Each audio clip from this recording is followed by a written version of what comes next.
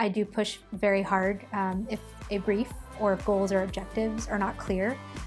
Even if a client is on a crazy deadline or, with the trifecta triangle, you can have it fast, cheap, or good, not all three. I don't believe in that model. Welcome to Season 3 Video Production Daily. We're back with Mykim Dang. Mykim, it's great to have you. We have been exploring so many topics from week to week, and this week we're talking about a different topic. It's interesting, Mykim. Video, so much of it is about having a cohort of people around you that you can collaborate with. I've been grateful over the last couple of years to have you be one of those people in the industry that I can reach out to and work through problems with or collaborate with. But usually, when you think of your network and the people that you want to do a specific task, it's because they're good at that task, right? Like, yeah, we all want to work with our friends, but we really want to work with our friends that are really good at doing hard things. And so it's fun to create that cohort, but it's also really good to know, okay, what are other video producers thinking about as their specialty? What are the things that you do, Mykim? You just insist on doing them right. You're going to spend the extra time doing it. It's what you're known for. Maybe it's your personal brand as a video creator, video producer, but let's explore that a little bit, Mykim. What are the things that you think make you special?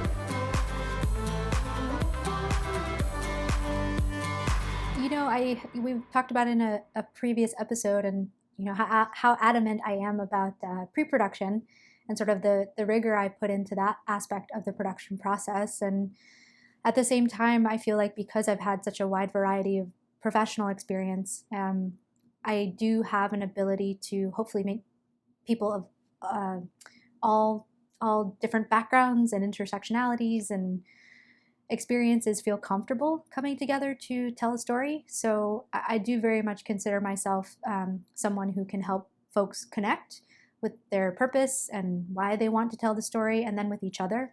And so a bridge builder is a term that I've heard used to describe the sort of style I have when it comes to bringing a project to life. And then on the post-production side, that's actually probably my favorite aspect, getting into the edit room and cutting and delivering, 50 versions of one thing. And I know that sounds really crazy for some editors and for some folks, but for me, again, the experimentation is something that really lights me up, and then letting people experience the story in different ways, because I do feel that so much of how you actually consume content is contextual, right? It's about how you are interacting with it in that current moment and then what's going on around you. And so for me, I would say those two areas are where I feel like I have a really unique way of approaching the creative process. And then in the edit, it's never quite done. When it's picture locked and it's going out there, it's not because I'm finished with it or satisfied with it, but because it's tied to a deliverable or a business goal, and I feel good enough about the environment and the context and my collaboration to let it go, because I know I need to go and create the next thing, if that makes sense. Yeah, that's incredible. You definitely can burn the wick and get to the end of the candle and realize it's time to let it go, have a life of its own. I know that I have projects that occasionally I just open up and I edit, even though they've already been published, and I just think, what could I have done with this if I really had the time to commit to it? Totally. So that's incredible, Mykim, because you're really talking about two really critical phases of the game, right? In the pre-production and the post-production. And are there other areas, Mykim, where you think, oh, it'd be so like we could take a shortcut around that corner, but we're not going to do it. The brand depends on it. It's part of our shared identity as creators. So I'm sorry, I'm not taking a shortcut. Are there other areas where you think that matches the way that you go about production? I will say, from sort of the independent work I've done and running my own shop, I do push very hard if a brief or if goals or objectives are not clear. Even if a client is on a crazy deadline or, with the trifecta triangle, you can have it fast, cheap, or good, not all three.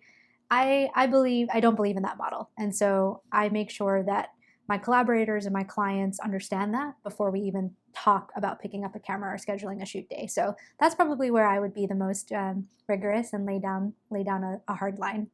Mykim, that is amazing. I really feel like that is one of the areas that pays huge dividends. Like, it's one thing to take the client's brief that they hand you and the video that they asked for and just go make it. But without fail, every time you peel that back another layer and really start asking those why questions, why are we shooting this? Why are we doing this? Where is it being published? Every layer you can go back, without fail, you end up with a better result as you kind of become a production partner with your client. So it's awesome to see you doing that.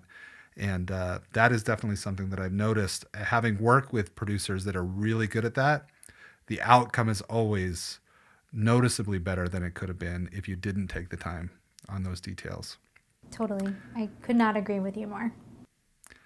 Mykim, that is amazing. Thank you so much for giving us a little bit of insight into what you do as a creator and the things that you just don't negotiate on. I think it's a great insight into your psyche as a video creator. And, in a previous episode, we talked about the impact that you're able to have on the market and why people pay you to do what you do.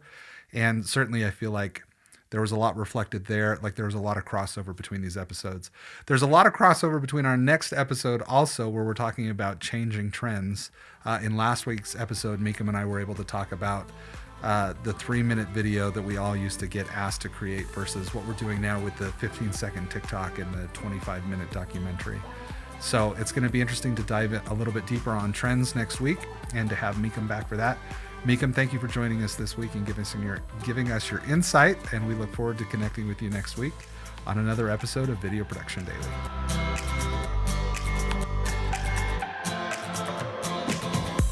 Filmmakers and video creators, as you know, production budgets are wildly inconsistent. Sometimes they rise, sometimes they fall, but your ability to bring creativity to a project is always in demand.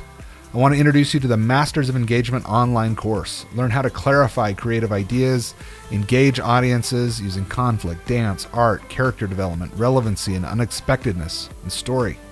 Every professional video creator should learn about audience psychology from mastersofengagement.com. I've included a discounted link in the show notes below, and I can't wait to see you in the online course.